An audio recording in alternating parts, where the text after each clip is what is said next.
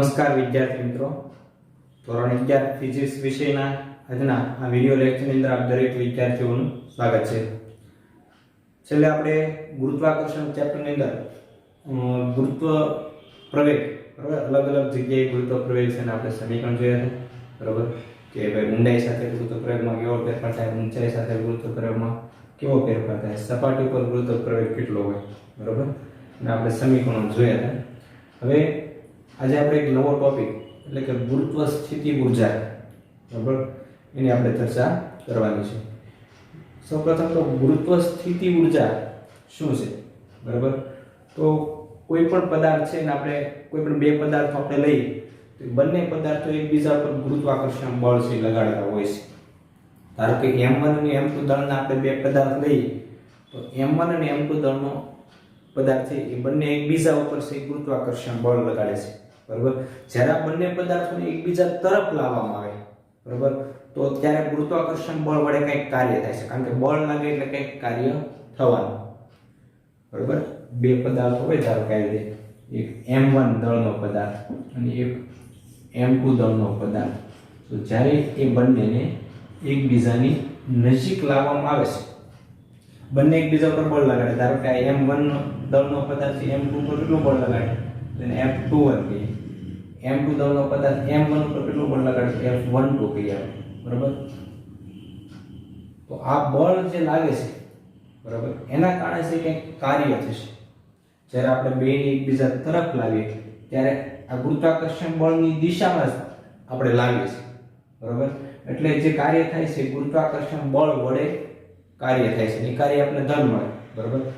હવે ધારો કે આ બંનેને આપણે એકબીજાથી વિરુદ્ધ દિશામાં લઈ જઈએ બરાબર તો ગુરુત્વાકર્ષણ બળની વિરુદ્ધમાં કંઈક કાર્ય થશે, પણ ટૂંકમાં કંઈક શું થાય છે કાર્ય થાય છે. અને આ જે કંઈ કાર્ય થાય છે એ આ બંને પદાર્થોની અંદર એની અંદર સ્થિતિ ઊર્જા સ્વરૂપે સંગ્રહ પામે છે બરાબર. સ્થિતિ ઊર્જા સ્વરૂપે શું પામે છે આ કાર્ય છે એ સંગ્રહ પામે છે. જે કંઈ કાર્ય થાય છે તો કાર્ય એટલે કંઈક ઊર્જા વપરાતી છે બરાબર. ઊર્જા છે એનો ક્યારેય નાશ થતો નથી. તો એ જે કંઈ કાર્ય થયું એ સ્થિતિ ઊર્જા સ્વરૂપે એ પદાર્થની અંદર સંગ્રહ પામે છે, તો જેને આપણે શું કહીએ છીએ તો ગુરુત્વ સ્થિતિ ઊર્જા. ગુરુત્વ સ્થિતિ ઊર્જા બરાબર. ગુરુત્વાકર્ષણ બળને કારણે જે કંઈ કાર્ય થાય છે બરાબર એને આપણે શું કહીએ છીએ ગુરુત્વ સ્થિતિ ઊર્જા બરાબર તરીકે ઓળખવામાં આવે છે બરાબર. હવે આ ગુરુત્વ સ્થિતિ ઊર્જાની આપણે સ્પષ્ટ વ્યાખ્યા પણ જોઈશું બરાબર. પછી આપણે એનું સમીકરણ પણ મેળવવાનું છે કે ગુરુત્વ સ્થિતિ ઊર્જા છે તો જેને આપણે અહીંયા v વડે દર્શાવશું, ઘણી વખત u વડે પણ દર્શાવવામાં આવે છે. તો એ ગુરુત્વ સ્થિતિ ઊર્જા વિશે આપણે જોઈએ. હવે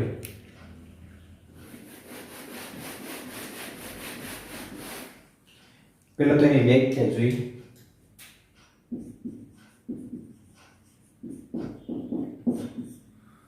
તો ગુરુત્વ સ્થિતિ ઊર્જાની વ્યાખ્યા કોઈ એક m દળનો પદાર્થ છે અનંત અંતરે રહેલો હોય તો અનંત અંતરેથી m દળના પદાર્થને ગુરુત્વ ક્ષેત્રમાંના આપેલા બિંદુએ આપણે લાવવા માટે જે કંઈ કાર્ય કરવું પડે છે પૃથ્વીના ગુરુત્વ ક્ષેત્રમાંના આપેલા બિંદુએ લાવવા જે કંઈ કાર્ય કરવું પડે છે એ કાર્યને તે બિંદુ આગળની શું કહેવામાં આવે છે તે પદાર્થની ગુરુત્વ સ્થિતિ ઊર્જા કહેવામાં આવે છે.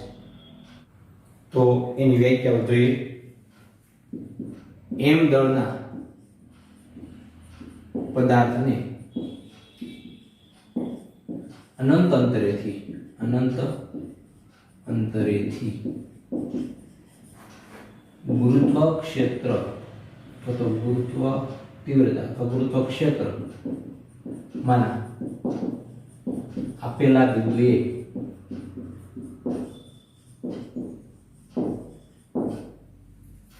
લાવવા માટે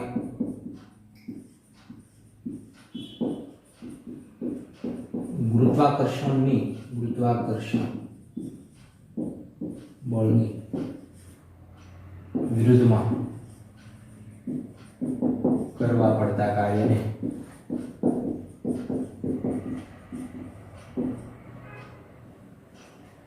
તે બિંદુ આગળની ગુરુત્વ સ્થિતિ ઊર્જા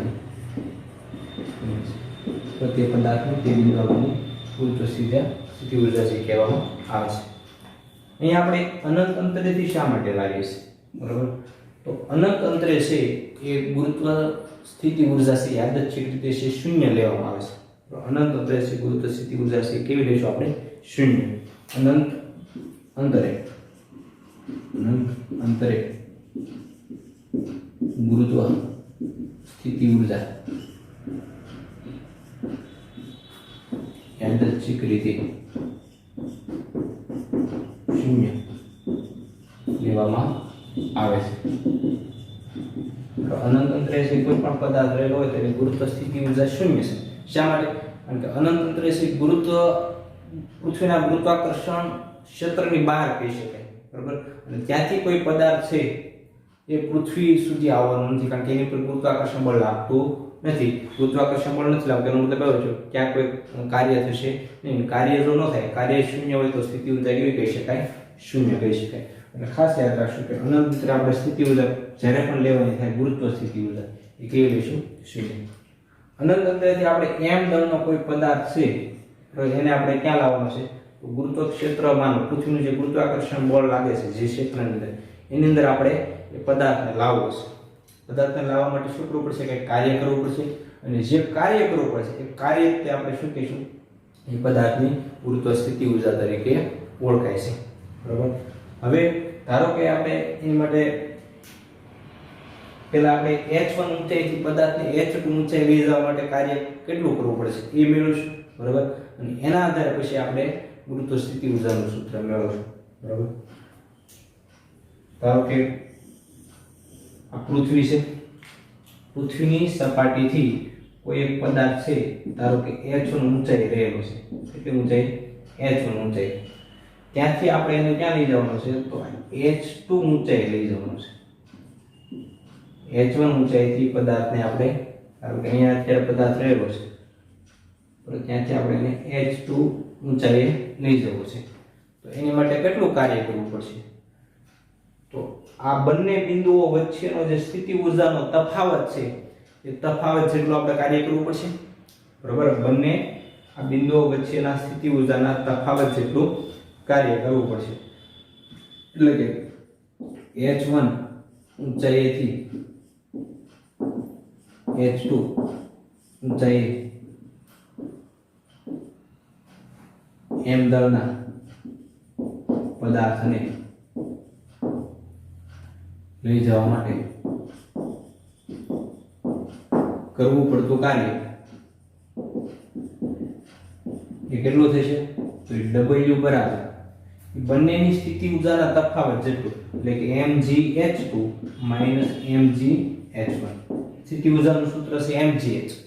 તો mgh2 mgh1 બેમાંથી mg કોમન કાઢો એટલે mg કૌંસમાં h2 h1 એટલું કાર્ય છે આપણે કરવું પડે છે. તો જ્યારે પદાર્થને h1 ઊંચાઈથી ક્યાં લઈ જાય આપણે h2 ઊંચાઈ લઈ જઈએ ત્યારે એટલું કાર્ય છે કરવું પડતું હોય છે. હવે આને આપણે સમીકરણ નંબર 1 આપીએ. હવે ધારો કે અહીંયા કોઈ પદાર્થ સપાટી ઉપર રહેલો છે ત્યાંથી આપણે એને પહેલા h1 ઊંચાઈ લઈ જઈએ છીએ. બરાબર, અને પછી સપાટી ઉપરથી આપણે પદાર્થને h2 ઊંચાઈ લઈ જઈએ. બરાબર, તો એ બંને કિસ્સામાં કેટલું કાર્ય કરવું પડે એ આપણે મેળવીએ. પહેલા સપાટી ઉપરથી h1 ઊંચાઈ લઈ જવા માટે કરવું પડતું કાર્ય એને આપણે wh1 કહીએ. તો એ કેટલું કાર્ય કરવું પડશે? તો એ mgh1 વત્તા સપાટી ઉપર જ્યારે પદાર્થ રહેલો છે ત્યારે પણ એની પાસે કંઈક સ્થિતિ ઊર્જા છે, કારણ કે સપાટી પર ગુરુત્વાકર્ષણ બળ લાગતું હોય એના કારણે એની અંદર જે સ્થિતિ ઊર્જા સમાયેલી છે એને આપણે સપાટી પરની સ્થિતિ ઊર્જા કહીશું. એ ધારો કે કેટલી છે? તો એ W0 જેટલી છે. તો W ને આપણે W0 નામ આપશું. બરોબર, સપાટી ઉપર છે સ્થિતિ ઊર્જા તો અચળ હોવાની કોઈ પણ સપાટી પર લઈ લો પૃથ્વી, તો કારણ કે ગુરુત્વાકર્ષણ બળ સપાટી પર કેવું હોય છે? અચળ હોય છે. બરાબર, તો mgh1 W. આ W શા માટે લખ્યા આપણે? કારણ કે સપાટી ઉપરની સ્થિતિ ઊર્જા પછી પાછા આપણે સપાટીથી એને ક્યાં લઈ જવાના છે? તો h1 ઊંચાઈ લઈ જવાના છે. બરાબર, એટલે mgh1 W છે. એ રીતે wh2 મારી સપાટી પરથી એને h2 ઊંચાઈ લઈ જવું છે. પહેલા આપણે સપાટી પરથી h1 ઊંચાઈ લઈએ. હવે ધારો કે આપણે સપાટી પરથી સીધો આપણે એને h2 ઊંચાઈ લઈ જવો છે પદાર્થને, બરાબર. તો કેટલી સ્થિતિ ઊર્જા આવશે? તો mgh2 વત્તા સપાટી પરનું તો એમાં અચળ જ હશે w0. હવે આ બેનો આપણે તફાવત લઈએ તો wh2 માઈનસ wh1 બરાબર શું આવશે? તો આ બેની બાદબાકી કરશો એટલે w0 કેન્સલ થઈ જશે અને mg કૌંસમાં h2 માઈનસ શું વધશે? h1. તો આ સમીકરણ 2 આવી ગયું. તો 1 અને 2 આ બેને આપણે સરખાવી શકીએ. બરાબર. આના અંદર આપણે લખી શકીએ કે w12 બરાબર wh2 માઈનસ wh1. બરાબર. એટલે કે h2 ઊંચાઈએ લઈ જવા માટે કરવું પડતું કાર્ય માઈનસ h1 ઊંચાઈ લઈ જવા માટે કરવું પડતું કાર્ય. બેનો આપણે તફાવત મેળવશું તો આપણે કોઈ એક પદાર્થ છે અને h1 ઊંચાઈથી h2 ઊંચાઈ લઈ જવા માટે કરવું પડતું કાર્ય આપણે મળી જાય. બરાબર. અહીં આપણે ગુરુત્વાકર્ષણ બળની વિરુદ્ધમાં છે પદાર્થને આપણે લઈ જઈએ છીએ. બરાબર. એટલે આ કાર્ય છે આપણે કેટલું મળશે? તો બંને ઊંચાઈ આગળ જેની સ્થિતિ ઊર્જા છે એના તફાવત જેટલું આપણે કાર્ય મળતું હોય છે. બરાબર. હવે ધારો કે આપણે કોઈ એક પદાર્થ છે, બરાબર, એને r1 અંતરેથી r2 અંતરે લઈ જવો છે. બરાબર. તો એની માટે કેટલું કાર્ય કરવું પડે? પૃથ્વીના ગુરુત્વાકર્ષણ બળની હાજરીમાં પૃથ્વીના ગુરુત્વાકર્ષણની અંદર આપણે એને લઈ જવાનું છે. ગુરુત્વ ક્ષેત્રની અંદરથી આપણે એ પદાર્થને લઈ જવાનો છે r અંતરે. તો એની માટે કેટલું કાર્ય કરવું પડે એ આપણે હવે મેળવીએ.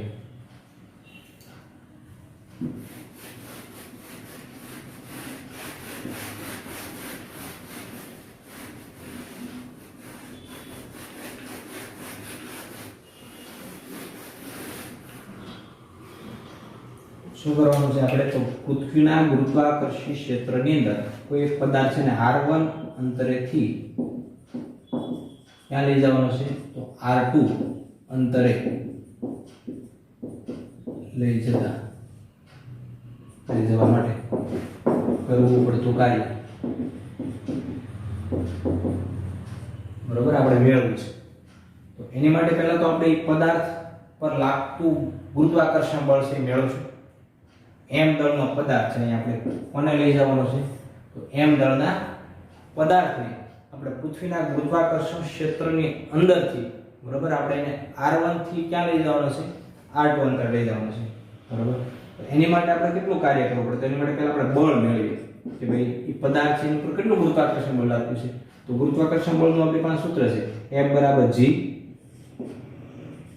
પદાર્થનું દળ ગુણ્યા પૃથ્વીનું દળ, બરાબર, છેદમાં શું આવશે? તો r નો સ્ક્વેર. ધારો કે બે વચ્ચેનું અંતર છે r છે, r1 અને r2 વચ્ચેનું અંતર ધારો કે r છે, તો ત્યાં શું આવશે? r નો સ્ક્વેર. તો આને સમીકરણ નંબર આપણે 1 આપી દીધું. હવે કેટલું કાર્ય કરવું પડશે? તો પહેલા તો આપણે સૂક્ષ્મ સ્થાનાંતર માટેનું કાર્ય લઈએ, બરાબર. dr જેટલું સૂક્ષ્મ સ્થાનાંતર માટે થતું કાર્ય. પહેલા આપણે ધારો કે ડાયરેક્ટ r1 થી r2 નથી લઈ જતા, બરાબર. ધારો કે m દળનો પદાર્થ છે ને આપણે પૃથ્વીની સપાટી, બરાબર, એનાથી એનું અંતર છે r1 છે, ત્યાંથી આપણે એને ક્યાં લઈ જવાનું છે? તો r2 અંતરે આપણે લઈ જવાનું છે.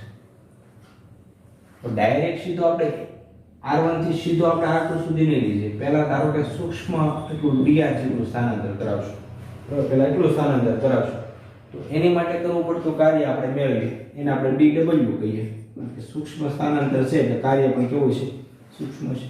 તો dw બરાબર શું આવશે? જો dw બરાબર f.dr આવશે, બરાબર.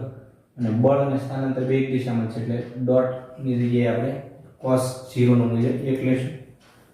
f ની જગ્યાએ આપણે શું મૂકશું? તો g સ્મોલ m ગુણ્યા પૃથ્વીનું દળ એટલે me છેદમાં r dr. એટલું આપણે કાર્ય મળશે. કુલ કાર્ય મેળવવા માટે આપણે શું કરશું? તો આનું સંકલન કરશું. તો w બરાબર શું આવશે? સંકલન ઓફ dw. સંકલનમાં dw ની જગ્યાએ આપણે આ કિંમત મૂકી દો g me છેદમાં r, તો r નો સ્ક્વેર, બરાબર. અહીં r નો સ્ક્વેર ઇન્ટુ શું આવશે? dr. હવે dr છે એટલે લિમિટ છે ને મૂકશું આપણે? અંતરની મૂકશું.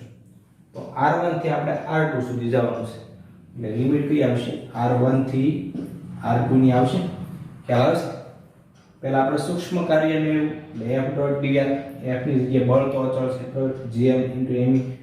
બહુ પૃથ્વીની સપાટી પૃથ્વીની ત્રિજ્યાની સરખામણી આ અંતર બહુ ઓછું છે એટલે લગભગ આપણે ગુરુત્વાકર્ષણ બળને અચળ ગણી શકીએ, બરાબર. એટલે આપણે બળ છે અચળ લીધેલું છે, એમાં જે અચળ રાશિ છે એને બહાર લીધું તો જી એમ પૃથ્વીનું દળ છે, પદાર્થનું દળ છે કે બદલાવાના નથી, બરાબર. અંતર છે અહીંથી જેમ જેમ આગળ જશે એમ બદલાતું જશે, બરાબર. એટલે એ અચળ નહીં હોય તો જે અચળ રાશિ છે જી એમ અને એમ એને આપણે સંકલનની બહાર લઈ લીધા. સંકલનની અંદર શું વધશે હવે 1/r² dr અને લિમિટ છે r1 થી r2 ની આવશે, બરાબર. હવે આનું આપણે સંકલન કરવું છે. 1/r² નું સંકલન શું થશે તો 1/r² એટલે r ની ઉપર જે ઘાત લઈ જાવ તો r² ને અંશમાં લઈ જાવ તો r ની -2 ઘાત થાય, બરાબર. r ની કેટલી ઘાત થાય -2. આપણે સાઈડમાં સંકલન પહેલા જોઈએ. 1/r² છે એનું આપણે સંકલન કરવું છે, બરાબર. 1/r² dr આવું છે. તમે આમ લખી શકો કે r ની -2 ઘાત dr, કારણ કે r નો વર્ગ છેદમાં છે અંશમાં જાય એટલે -2 ઘાત. તો સંકલનનો નિયમ શું છે? ઘાત વધી જાય, વધેલી ઘાત છેદમાં મુકાય. તો આની ઘાત વધારી દો, એક ઘાત ઉમેરો -2 વત્તા 1, બરાબર. તો છેદમાં કેટલી ઘાત આવશે તો -2 વત્તા 1 કરશો એટલે -1 ઘાત છેદમાં આવશે, બરાબર. તો હવે માઈનસ નિશાની આગળ લીધો અને r ની કેટલી ઘાત થશે -1. તમે આને આમ પણ લખી શકો -1/r, બરાબર. તો આનું સંકલન થશે -1/r. સંકલન આવશે પહેલા તો gm me એમ નામ રહેશે. સંકલન શું વધશે? સંકલન થશે -1/r. આપણે લિમિટ મૂકી દઈએ r1 થી r2. હવે આપણે એની લિમિટ આપી દઈએ, બરાબર. તો gm me પહેલા r2 મૂકીએ આપણે તો -1/r2, પછી વચ્ચે નિશાની માઈનસ ની અને આપણે r1 મૂકશું r ની જગ્યાએ. પણ એ માઈનસ ને આ માઈનસ એટલે પ્લસ થઈ જશે 1/r1, બરાબર. આ રીતે પણ તમે લખી શકો અથવા તો તમે અહીંયા ચોપડી મુજબ આ માઈનસ નિશાનીને બહાર લઈ લો તો માઈનસ એ પ્લસ થઈ જાય અને પ્લસ એ કેવા થઈ જશે માઈનસ થઈ જશે, બરાબર.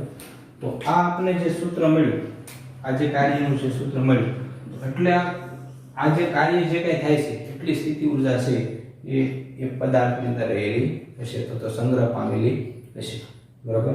તો m દળના પદાર્થને તમારે જ્યારે r1 થી r2 અંતરે લઈ જશો તો ત્યારે અંદર સંગ્રહ પામતી સ્થિતિ ઊર્જા કેટલી છે -gm * me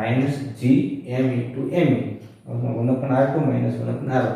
અહીંયા ઋણ નિશાની શા માટે આવે છે તો આપણે ગુરુત્વાકર્ષણ બળની વિરુદ્ધમાં એને લઈ જઈએ છીએ એટલા માટે આ સૂત્રની અંદર નિશાની કેવી છે માઈનસ છે, બરાબર. હવે આ સૂત્રને હું અહીં લખું છું, પછી એના આધારે આપણે r અંતરેથી, બરાબર, કોઈ પણ પદાર્થને અનંત અંતરેથી r અંતરે લાવવા માટે કેટલું કાર્ય કરવું પડે, કારણ કે એ જ તે આપણી સ્થિતિ ઊર્જાનું સૂત્ર થશે. તો હવે આ સૂત્ર છે તો એના આધારે આપણે ગુરુત્વ સ્થિતિ ઊર્જા છે મેળવીએ.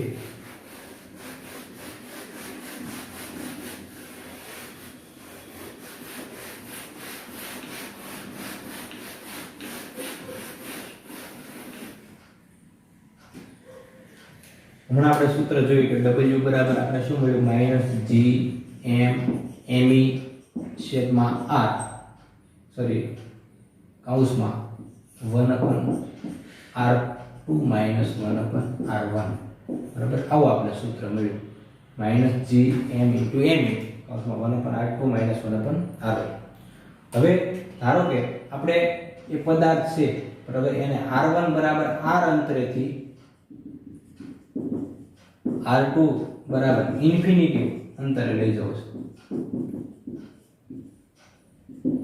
બરાબર. r1 બરાબર r અંતરેથી r2 બરાબર ઇન્ફિનિટી અંતરે લઈ જાવ છે તો એની માટે જે સ્થિતિ ઊર્જા કેટલી છે, બરાબર, અથવા તો કાર્ય કેટલું થશે? કાર્ય છે તેની સ્થિતિ ઊર્જા એને આપણે v કહીએ, પરિસ્થિતિ ઊર્જા બરાબર શું આવશે અથવા તો w બરાબર v બરાબર -gm me કૌંસમાં શું આવશે તો 1/r2 ની જગ્યાએ આપણે ઇન્ફિનિટી મૂકશું -1/r1 ની જગ્યાએ આપણે r મૂકશું. આપણે r થી ઇન્ફિનિટી લઈ જશે, બરાબર. તો એ આપણને સૂત્ર મળશે માઇનસ જી એમ એમઈ, એકના છેદમાં ઇન્ફિનિટી એટલે 0, બરાબર. તો માઇનસ 1 અપન આર, બરાબર. આ માઇનસ માઇનસ કાઢી જશે પ્લસ, તો જી એમ એમઈ અને છેદમાં શું આવશે? આર આવશે, બરાબર. આ સ્થિતિ ઊર્જાનું સૂત્ર આપણને મળ્યું, પણ આપણે તો સ્થિતિ ઊર્જાની વ્યાખ્યામાં એવું જોયું કે ભાઈ અનંત અંતરેથી ક્યાં લાવવાનો છે?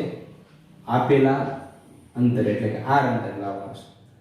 તો અનંત અંતરેથી આપણે લાવવો હોય તો ખાલી ફેર શું થશે કે નિશાની જે પ્લસ છે એ કેવી આવશે? માઈનસ આવશે, બરાબર. કારણ કે આપણે સ્થિતિ ઊર્જાની જે વ્યાખ્યા જો એમાં શું હતું કે ભાઈ કોઈ એક પદાર્થ છે, બરાબર, એને આપણે અનંત અંતરેથી ક્યાં લાવવાનો છે? આ પૃથ્વીનું જે ગુરુત્વ ક્ષેત્ર હોય એના આપેલા બિંદુ P બિંદુ આગળ એટલે કે આર અંતર આપણે લાવવાનું છે. તો હવે જે આપણે તારવણી કરી, બરાબર, એનાથી ઉલટી પ્રોસેસ થશે, જે આપણે ગુરુત્વ સ્થિતિ ઊર્જા મળશે. એટલે આપણે અહીંયા R1 બરાબર અહીંયા R થી છે એટલે અહીંયાથી લેવાનું છે ઇન્ફિનિટી થી ક્યાં લાવવાનું છે? તો એને આપણે R અંતરે લાવવાનું છે, બરાબર. એટલે અહીંયા ઇન્ફિનિટી છે એની જગ્યાએ R આવશે, R છે એની જગ્યાએ શું આવશે? ઇન્ફિનિટી આવશે, બરાબર. તો આ પ્લસ આવશે અને અહીંયા કેવા થશે? માઈનસ આવશે. તો આ આપણે ગુરુત્વ સ્થિતિ ઊર્જાનું સાચું સૂત્ર મળ્યું.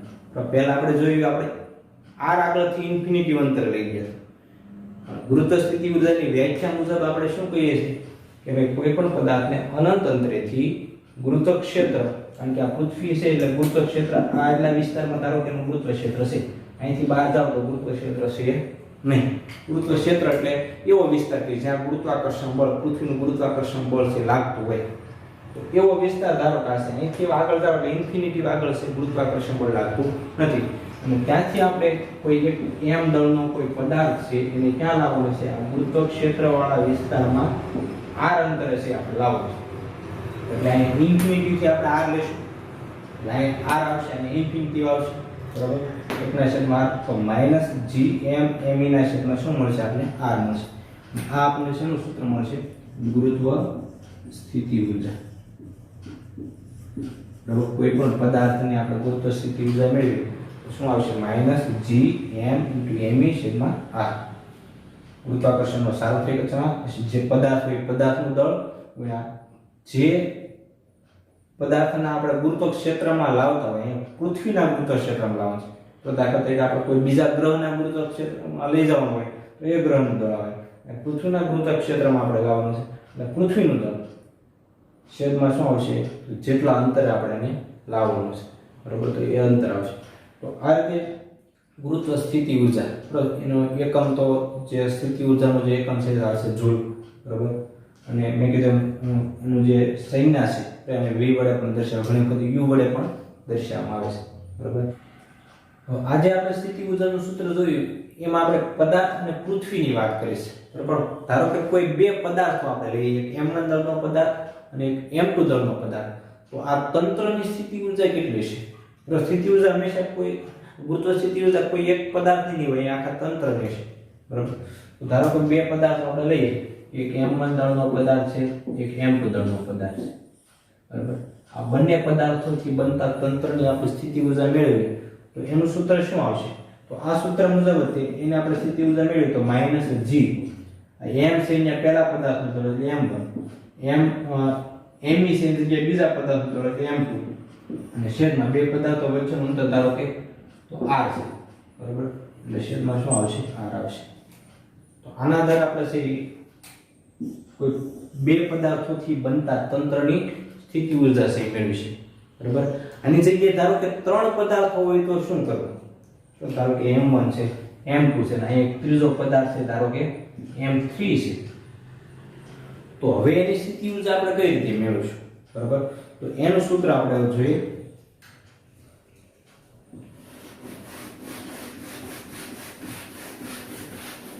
ધારો કે ત્રણ પદાર્થોથી બનતું તંત્ર છે, બરાબર.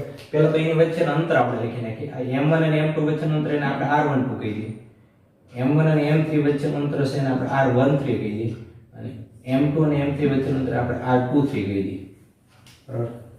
હવે મારે આખા તંત્રની સ્થિતિ ઊર્જા મેળવી છે, બરાબર. તો કોની વચ્ચેની સ્થિતિ ઊર્જા આવશે? તો પહેલા અને બીજા પદાર્થની આવશે, બીજા અને ત્રીજા પદાર્થ વચ્ચેની આવશે, અને ત્રીજા અને પહેલા પદાર્થની વચ્ચે. એટલે ત્રણ સ્થિતિ ઊર્જાનો આપણે સરવાળો કરશું ત્યારે આપણે આખા તંત્રની મળશે, બરાબર. તો એ તંત્રની સ્થિતિ ઊર્જા આપણે મેળવી V, બરાબર. તો શું આવશે? પહેલા V12 પહેલા અને બીજા વત્તા V13 વત્તા V23. પહેલા અને બીજા પદાર્થની સ્થિતિ ઊર્જા, પહેલા અને ત્રીજા પદાર્થની સ્થિતિ ઊર્જા, બરાબર. અને બીજા અને ત્રીજા પદાર્થથી બનતા તંત્રની સ્થિતિ ઊર્જા. પહેલા અને બીજાની એટલે શું આવશે? -Gm1m2 છેદમાં R12 આવશે, -Gm1m3 છેદમાં R13 આવશે, -Gm2m3 છેદમાં શું આવશે? R23 આવશે, બરાબર. તો આ આપણે આખા તંત્રની સ્થિતિ ઊર્જા છે મળશે. આવી તો ગમે તેટલા પદાર્થોથી બનતું તંત્ર હોય, બરાબર, જેની સ્થિતિ ઊર્જા છે આપણે આ સમીકરણના આધારે, બરાબર, ખાસ આ સૂત્ર આપણે યાદ રાખશું. જેટલા પદાર્થ હોય, બરાબર, એ પદાર્થોના આધારે છે આપણે એની સ્થિતિ ઊર્જા છે એ મેળવી શકીશું. દાખલા તરીકે 4 પદાર્થો હોય, બરાબર, તો હજુ એક જોડ આગળ આવશે, બરાબર. આપણે એક આગળ ઉદાહરણ પણ આપેલું છે, તો એ ઉદાહરણ છે આપણે આગળના વિડિયો લેક્ચરમાં જોઈશું, પણ એની અંદર તમને આવો એક ચોરસ આપેલું છે, બરાબર. ચોરસની અંદર દાખલા તરીકે M1 M2 M3 અને M4 આવે 4 દળો છે. હવે આ તંત્રની સ્થિતિ ઊર્જા, તો એમાં આપણે તંત્ર બનાવ્યું તો M1 અને M2 ની મેળવવી પડે, M2 M3 થી બનતું એક તંત્ર લેવું પડે, M3 M4 થી બનતું એક તંત્ર લેવું પડે, અને M1 M4 અને હજુ બે તંત્ર બાકી રહેશે, એક M1 M3 અને એક M2 M4. જેટલા તંત્ર બનતા હોય, બરાબર, એકની એક જોડ બે વાર આવી જોઈએ નહીં. દાખલા તરીકે અહીંયા M1 M3 થી બનતું તંત્ર લીધું, પછી M3 M1 પાછું ન આવે, બરાબર. એકની એક જોડ બે વખત આવે નહીં. એવી રીતે તમે આ તંત્ર લઈ શકો, એની સ્થિતિ ઊર્જાથી મેળવી શકો. તો આ ઉદાહરણ આપણે આગળ જોઈશું તો તમને વધારે ખ્યાલ આવશે. તો આ રીતે આપણે ગુરુત્વ સ્થિતિ ઊર્જા, બરાબર, ખાસ સૂત્ર જોઈ લેજો તમે, બરાબર. આ એક સમીકરણ આપણે યાદ રાખશું ખાસ. તો આ સૂત્ર આપણે યાદ રાખશું. કોઈ પણ બે પદાર્થ રાખો તો એની આપણે સ્થિતિ ઊર્જા છે આના આધારે મેળવીશું, બરાબર. ચાલો, તો એટલે સુધી રાખીશું.